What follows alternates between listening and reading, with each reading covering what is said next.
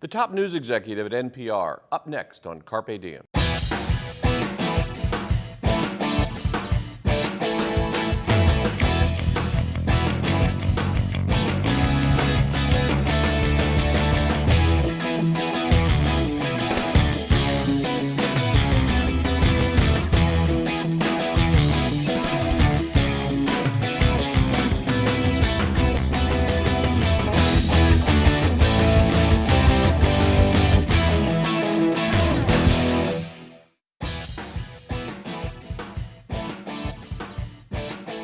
Hello and welcome to Carpe Diem. I'm Merrill Brown, Director of the School of Communication and Media at Montclair State University. Joining me today is National Public Radio's Senior Vice President of News and Editorial Director, Michael Oreskes. Prior to becoming NPR's Senior News Executive last year, Michael has had a wide-ranging 40-year career in which he's been involved in coverage of the most important stories of our day.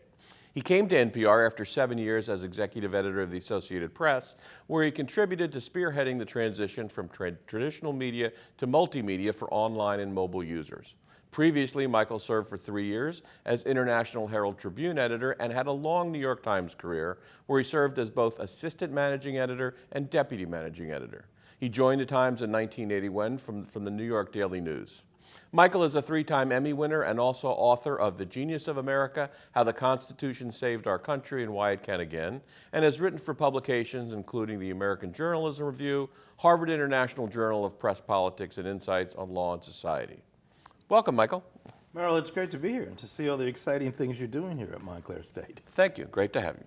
So give us a brief status report on NPR. NPR has had some turbulence in recent years as radio audience have shifted. What's new? Well, it's an exciting time in public media, which is part of why I decided to go there. You know, it's not your grandma's public radio anymore. We're still very, very sanguine on the potential of radio.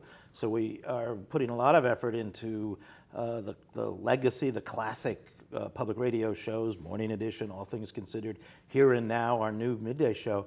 But of course, we're also putting an enormous amount of effort into NPR.org and NPR One, our streaming news and information service on your iPhone, on your mobile phone. And all of those things, what's really, I think, exciting is that, at least now, they're all going up. Radio listening is going up, digital viewing is going up, our digital audio products are going up, so people are coming to news and information in an exciting way, and some of it's the election, clearly, but not all of it. I think there's an important movement by people who want to know what's happening in the crazy world we live in. One of the things you have spent a lot of energy on in time since you got there last year is trying to bring the local radio system and the NPR hub, if you will, in Washington, together in covering the news. Tell us the results of that work. Yeah, I mean, that's been a kind of personal mission because I think it's really quite remarkable. When you come in from commercial journalism and you look around public radio, you see this incredible system. I mean, the 50th anniversary of the Public Broadcasting Act is next year, and one of the products of that was public radio, and there are 264 public radio member stations of NPR. There are actually more stations because some of the members own more than one station, but you know, several hundred stations, and many of those stations have robust newsrooms, great journalists, they're doing lots of good local news, and it's always been a bit of an ad hoc network. It's always been a bit of coalition of the willing, and we're trying very hard now to stitch it all together into a network that really works together to cover the most important news. Today is a great example. So as Hurricane Matthew churns its way up the Florida coast, there's a network of public radio stations in Florida that's keeping the listeners in Florida up to the minute on the risks, the dangers, the things they should know about this storm. And we see that as a big part of the future of public radio, creating this kind of global, national network that serves people all over the country with both the most immediate information and the most reliable. You make it sound like a natural thing when in fact it's not, because it isn't the history of public media. No, it hasn't been the history, although, I mean, it started this way. NPR was, in fact, a creation of the stations. They believed they needed more global and national news, so they created NPR. But over the course of 50 years, there were all sorts of differences, disagreements, and most importantly, I think, meaningful funding challenges that tended to pit people against each other inside the system. What I think people are really realizing is that the competitive landscape is completely different now, and there's no point for people inside public media to be competing with each other. There's plenty of other people to compete with, and most importantly, there's the competition for people's time, which is the real media. The real competition in media now is not between two media organizations, it's to try to get people's attention and hold it long enough to have meaningful engagement and conversation with them. When you got to NPR last year, you saw the landscape of a presidential campaign right ahead of you. We've now lived through a turbulent, compelling, dramatic campaign, more so than one might have anticipated. How has all that played out on NPR's air? This has been, as you said at the open, I've been in journalism 40 years and have been, in one way or the other involved in every presidential political campaign. In those 40 years, I've never seen anything like this. It's really been the toughest time for journalists to figure out their footing. And we've tried to maintain certain basic disciplines and rules of the road. It's been a very tough year in terms of the stress and experiences that our journalists out in the field have gone through. They've been at rallies where they've been yelled at, and they've been with candidates from both sides who haven't wanted to talk to them. We've tried to stay focused on doing the best job we can, both at covering the day-to-day news, which tends to be all the stuff that revolves around these two amazing candidates, and give people a little something extra or different or special that really serves their needs as citizens. So for example, and it goes back a little bit to your earlier question about the local stations and the network, one of the great powers of public radio is its ability to be a network and connect the whole country all at once when we work together. So we created a project we called A Nation Engaged, in which we picked an issue and spent the whole week with doing stories on national shows and in our digital products about that issue, whether it was the economy or this coming week we're going to do American identity, what it means to be an American. And then we worked with local stations to use one of their most powerful assets, which is their talk shows. I mean, there are many stations that have hours and hours of conversation every day with their communities.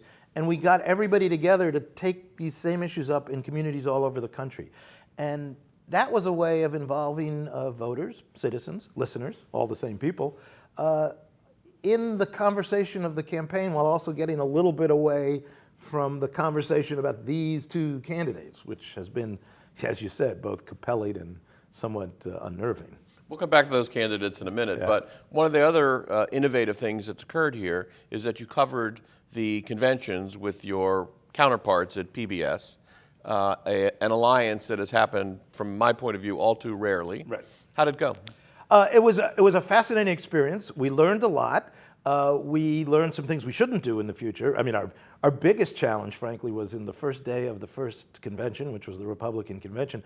The Republicans turned the noise up so loud that we could barely hear each other on the set, and our audiences had a lot of trouble hearing us, which was a bigger problem for radio, actually, than for television.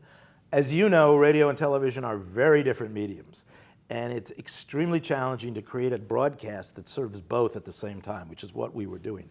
I think by the end we actually had it figured out, and I think for the future we'll have really good cooperative efforts with public radio, with public television. I was with the executive producer of the NewsHour and the PBS general managers just this week, and there was a lot of enthusiasm for continuing this, this work together. I think it's a kind of principle that we all need to be thinking about now, which is,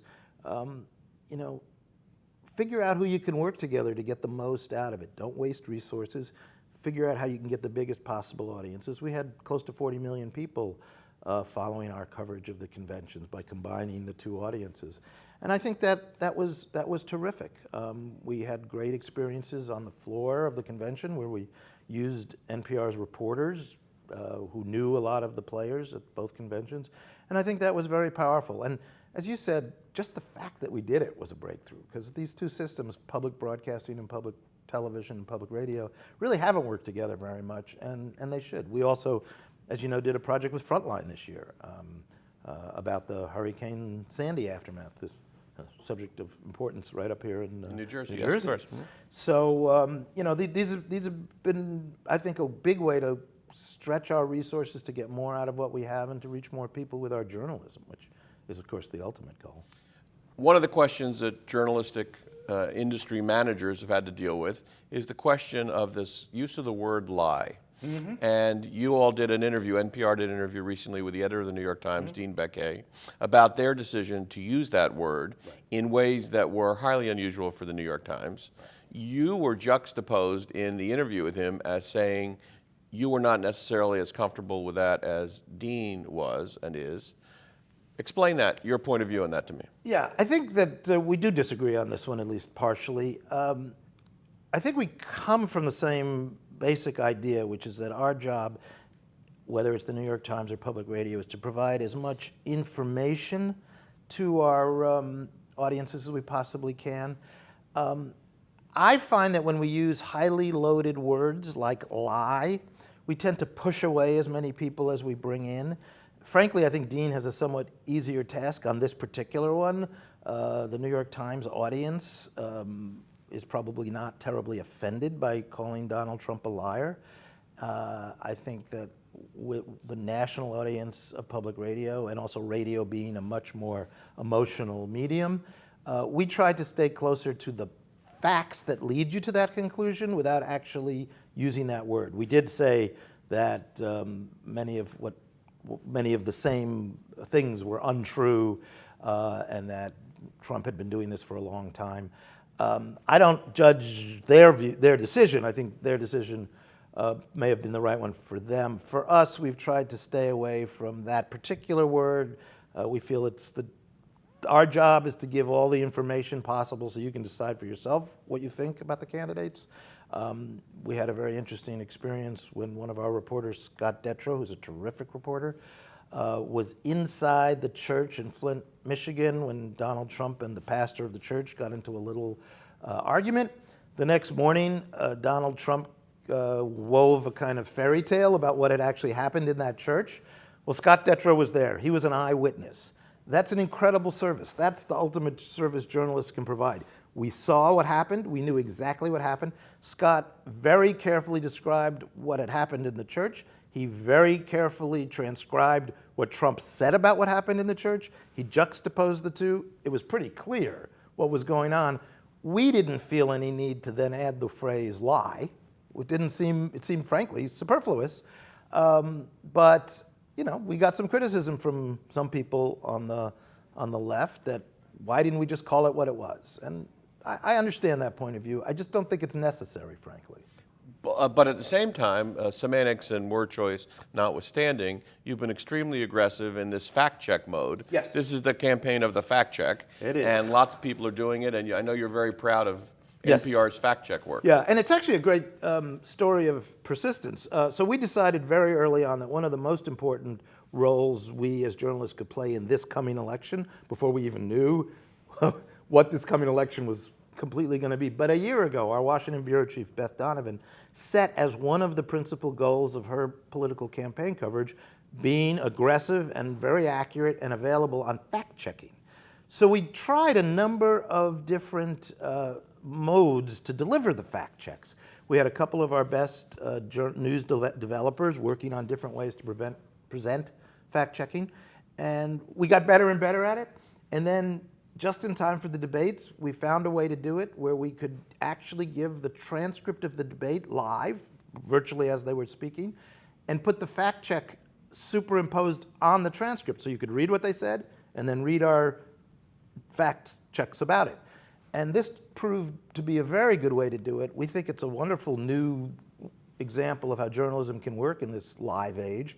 And we got tremendous audience response. Millions of people came to the fact check the night of the debate, and millions more the next day. And even today, a week later, people are still using it as a way to recap the debate. And then we did it again in the vice presidential debate, which admittedly people weren't as interested in, but many people used the fact check there too. And will this become a part of NPR coverage in general beyond November 8th? I think so. I can't tell you for sure, but there's some obvious examples, a presidential State of the Union address or other big moments. I think we'll use this technique, and we've shared it with our stations as well. So, you know, we're very big on encouraging local journalism through our public radio stations, member stations.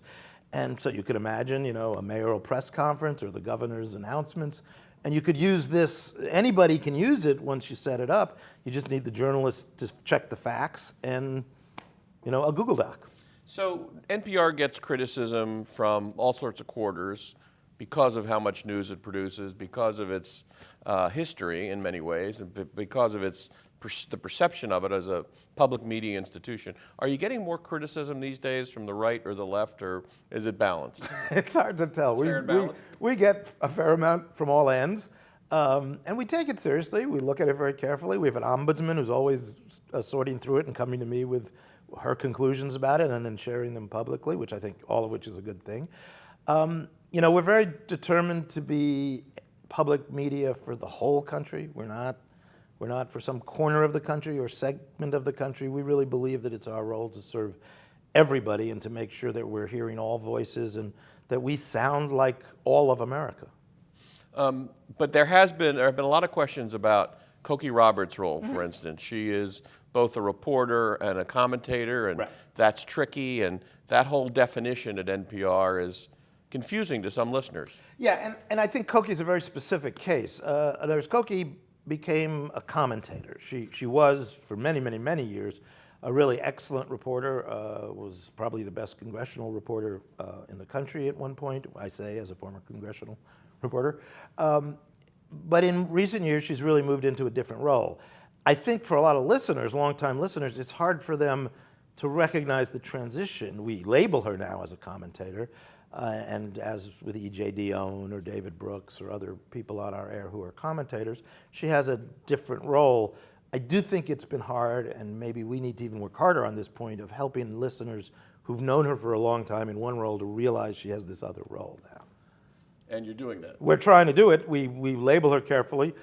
We don't use her any longer as a reporter. I mean, she's in her role as a commentator. We certainly hope that all our commentators report, that they know what they're talking about. This would be helpful. And we actually make that point to them that we would like their commentaries to be based on the facts, not things that they just pull out of thin air. And I think Cokie, David, EJ, others who we have on our air, we say by the same thing to our sports commentators as we say to more politically focused commentators.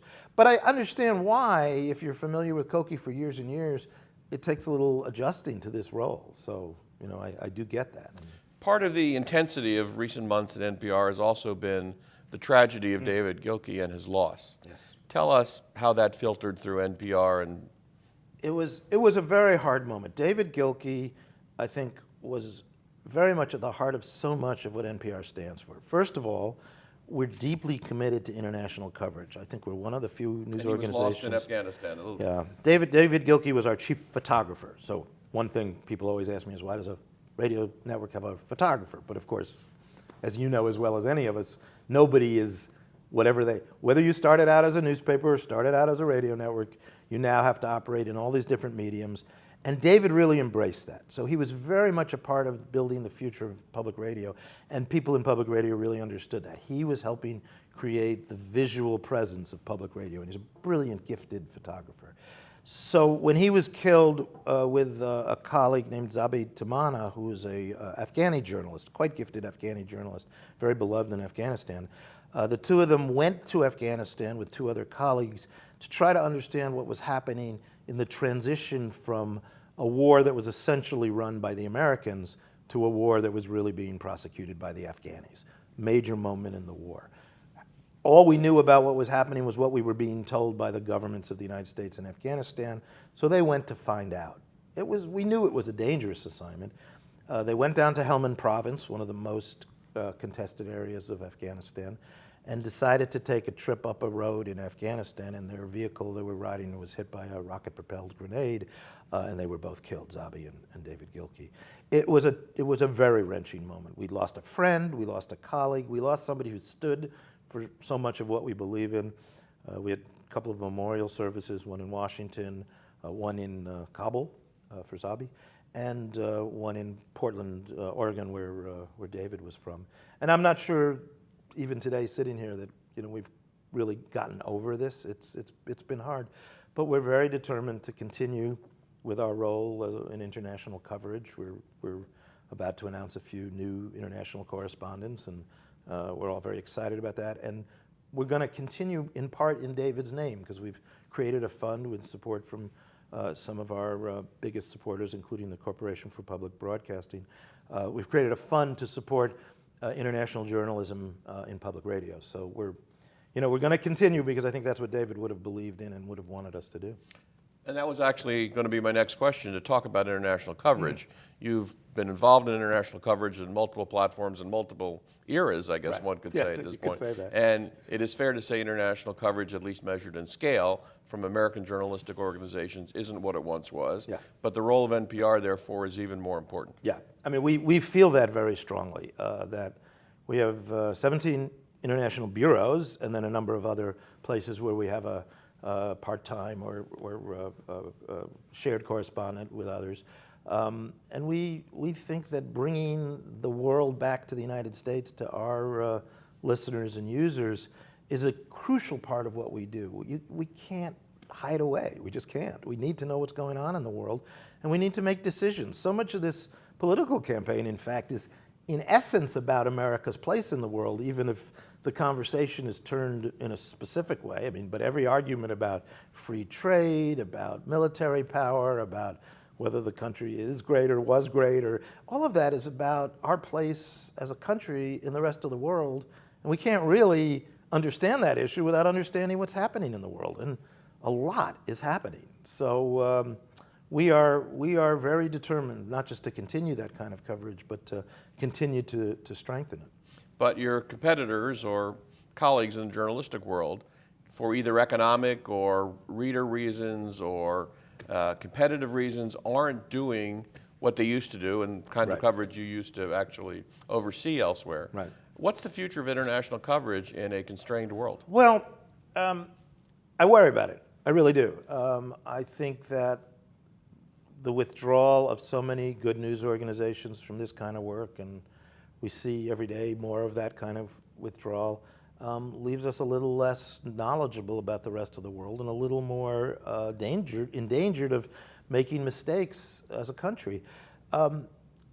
I do think that we at NPR can play an important role in filling that void, and it becomes one of the important services we provide. And one of the things that's encouraging to us is that we find that when we ask listeners or users in digital what makes them really appreciate what they get from NPR, the answer we get back actually is the marriage of local presence and local news and global news, so that people actually want both. They want to know that you're in their community, which is of course what our member stations are. They're community organizations in cities all over the country, but they also want to know that your organization understands the rest of the world, which is where NPR enters the story and brings people from all corners of the world. So I'm encouraged that there are audiences for this, and if there are audiences, we can figure out how to build businesses to support it, whether in our case it's a public business. I mean, we're obviously supported by the public, and maybe that's one of the ways some of this journalism needs to get done. It's important for the country to have it, and the public will support it, but I think they are, at least in our case. How do you assess the general outlook for radio? I mean, it's a little counterintuitive in some ways that a radio business, which in some segments struggles and certainly isn't what it used to be, seems relatively robust through the eyes of NPR, but yet we know it's changing rapidly and people are not going to consume audio the way they did 20 years ago. How do you think about radio's future? Yeah, so it's a really great question, and the one that occupies a lot of our time, and you use the right word, audio. So we understand two things. One is radio has a future. It's an interesting and powerful and very engaging and very portable medium. So in an age of portability, in an age of mobile, there's going to be some kind of a future for radio. Right now, the present is very robust. We're very happy about that. But having lived through the disruptions of the newspaper industry, we also well understand, and shame on us if we didn't understand, that there'll be a lot of changes coming. And what those changes will be just in radio is hard to fully know. Obviously, a lot of radio listening goes on in cars. And cars are about to go through a major disruption in terms of your ability to get audio and even video in your car. And of course, what does the driverless car mean for consumers? It's even the role of the car in our Right. lives is changing. about to change. So that will all have a big effect on listening to radio in one of radio's most important platforms. That doesn't mean that radio will die, but it does mean that there'll be a lot of change. At the same time, so we're doing everything we can to make radio listening engaging and valuable and useful to you, because we think there is a future for radio, the actual radio. But at the same time, we're working very hard to make it very easy to find our audio, the audio that we do, in other platforms. So for example, we've created this app we call NPR One, in which we work with our stations to create a stream of audio news and information and commentary that includes everything from things you would call a podcast to segments from Morning Edition. And that's an app on your telephone. And it's become quite successful, and a lot of people really love it. And interestingly, generationally, while the average listener to NPR One is younger than the average listener on the radio, there are lots of, shall we call them people of our generation, who love NPR One and listen to it. So it's available to anybody who wants to use it. We probably envisioned it originally as a way to reach younger listeners, but maybe we'll reach a lot of listeners. There are a lot of other issues that are fascinating in this. Podcasting obviously is going through a boom time. Where will that all end up? We don't know. We're trying to be as effective as we can in the podcast space, and we've invented a whole bunch of interesting podcasts. And are a leader in the category. We are the largest publisher of podcasts in the world. And public radio, if you include us and the various member stations, is by far the largest podcaster in the world. We've particularly focused in the last year or two on podcasts that leverage our journalistic skills. So that's Embedded with Kelly McEvers, or Invisibilia, our science show. And hopefully we'll continue to do so. TED Radio Hour, and we're going to keep doing that. We may expand the portfolio. We're going to keep doing that. But where it all goes, we don't know, but we want to have it all so we can go. It's an audio business. It's an audio business. I think we're out of time, and thank you for joining us today. It's been great. If you'd like more information about this episode of Carpe Diem or any other Carpe Diem, you can write to us at the email address on your screen, carpediem@mail.montclair.edu, or call us at 973-655-5158. Michael Oreskes, thanks for joining us. I'm Merrill Brown. Thanks for watching.